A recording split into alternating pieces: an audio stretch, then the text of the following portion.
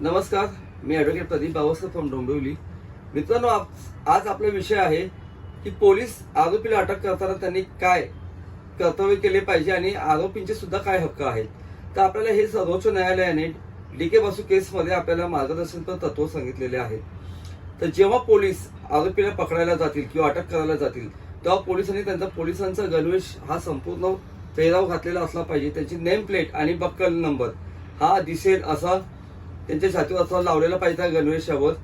त्याचप्रमाणे जेव्हा आपण अटक करायला जाऊ, पोलीस अटक करायला जातील तेव्हा 2 साक्षीदार म्हणजे पंच हे यांना घेऊन तो अटक पंचनामा करावा लागतो.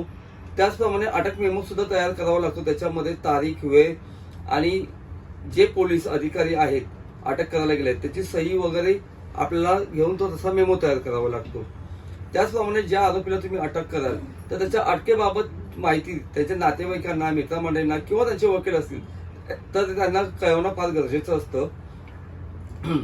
जर आरोपीला कोणीच नातेवाईक किंवा मित्रमंडळी नसतील तर स्थानिक कायदेविषयक सल्लागार समिती असते, तिथे कळवणं गरजेचं असतं. त्याचप्रमाणे जेव्हा आरोपीला आपण अटक करू तेव्हा पोलिसांनी त्यांना अटकेची कारणं समजावून सांगणं गरजेचं असतं.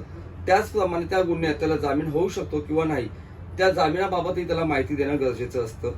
त्याचप्रमाणे त्याला अटक केल्याबाबतची स्टेशन डायरीला नोंद करणं गरजेचं असतं.